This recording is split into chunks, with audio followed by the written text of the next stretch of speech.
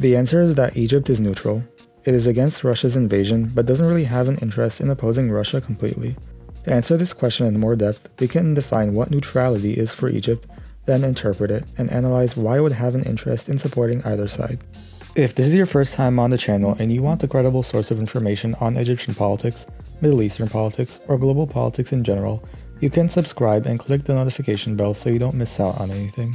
I put all scholarly and non-scholarly sources cited APA style in the description below. Defining neutrality. What is neutrality for Egypt?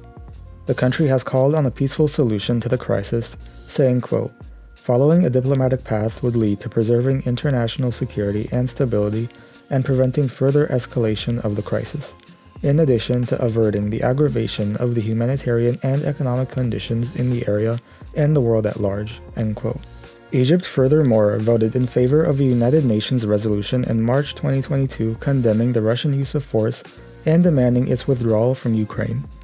Egypt also voted in favor of a resolution later that October rejecting Russia's annexation of southeastern Ukrainian territories. At the same time, however, it did condemn the use of economic sanctions, which it said were, quote, "outside the framework outlined by the mechanisms of the multilateral world order, especially in light of their tragic humanitarian consequences in past scenarios." End quote. Egypt's condemnation of the war. The neutral stance needs to be unpacked. To start with, the government's desire to maintain international security and stability to avoid escalation indicates that a NATO-Russia conflict is not in the interest of Egypt. As will be explained later in the video, Egypt has strong economic and military ties to both Russia and NATO member states. A conflict between them means that Egypt will be under severe pressure to cut ties with either side and lose the benefits of trade and investments. It also greatly destabilizes the planet and puts it under the risk of nuclear war, which is not good for anyone. Second is the Egyptian government's desire to avert an aggravation of the, quote, "humanitarian and economic conditions," because Egypt, in addition to much of the Middle East region, imports large amounts of food from Russia and Ukraine. About 34% of Egypt's wheat comes from just Russia, with an additional 8% coming in from Ukraine. These imports are high considering the fact that Egypt itself has a population of over 100 million people and little farmland. It is even more significant considering that nearly all of Egypt's neighbors are more unstable than it, have even less farmable land to use, and are thus more reliant on food imports from Eastern Europe. In Libya, for example, almost 60% of all corn is imported from Ukraine. In Lebanon, almost 70% of all wheat imports come from just Ukraine. The Palestinian territories also import about 43% of their wheat from just Russia, with 30% imported from the State of Israel, who itself imports about 15% of its wheat from Ukraine. These states are mainly desert and cannot really make their own food in the same way, and would have to find another supplier. A food shortage by itself is already enough to risk destabilizing a region, but even worse so when places like Libya, Lebanon, Palestine, and Israel are already destabilized and are in way worse conditions than Egypt. This is important because it potentially aggravates the spillover effects of war like terrorism, famine, and refugees. It results in a domestic food crisis, and ruins the country's image when it relies so heavily on tourism, yet is a mere miles away from wars in Libya, Sudan, and Gaza. The government has also condemned the use of sanctions against Russia in response to the invasion. This makes sense not just in the context of food imports, but also Russo-Egyptian economic ties. The Russians have funded the first Egyptian nuclear power plant in history and used to be a top weapons exporter to Egypt. In 2014, Egypt secured a $3.5 billion arms deal with Russia. The number is large because in that same year, the United States had given Egypt roughly $500 million of aid for the purpose of peace and security, in other words, military support. The $3 billion sum from Russia is crucial given Egypt's unstable neighborhood.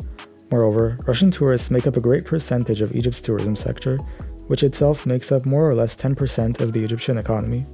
With Europe closed off entirely due to sanctions, many Russians have gone to Egypt's beach resorts instead, thereby fueling the nation's industry. Ties between the two can also be reflected by Egypt's entry into BRICS, of which Russia is a founding member. For these reasons, cutting off economic ties to support the Ukrainians, as America and Europe did, would probably be very costly to the Arab Republic. That's without mentioning the friendly relationship between Al-Sisi and Putin.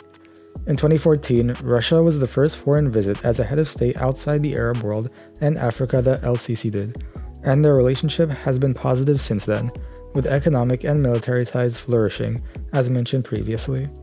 While America and Europe have criticized Egypt for things like human rights and democracy, and has seemed willing to withhold crucial military aid because of it, Putin hasn't said a word regarding that subject. Support for Ukraine and ties to the EU and US. Does that mean it doesn't support Ukraine? Not necessarily. As mentioned, it voted in favor of condemning Russia's use of force at the United Nations, and could potentially lose a lot as a result of a destabilized international environment, made already unstable by COVID. On top of this, according to leaked documents, Egypt has supported the Ukrainians with ammunition amidst pressure from America, but that was a switch from its original plan of sending military support to Russia. Egypt also has important relations with many NATO member states. The country is a major non-NATO ally to the United States to start with, and in 2023, America committed roughly $1.5 billion in military aid to the Egyptians, making it the fourth largest recipient of US military aid globally. France has also sold billions of dollars worth of weapons to Egypt, including the purchase in 2021 of 30 Rafale fighter jets. In addition to this, almost 45% of all Germany's 2021 arms sales went to Egypt. Arms imports from the European Union and United States have also increased in importance as Russia's military remains bogged down in Ukraine.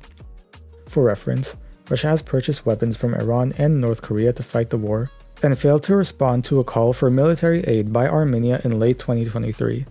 This may indicate Russia is in no position to sell weapons to anybody at the moment, making military aid from Europe and America that much more important.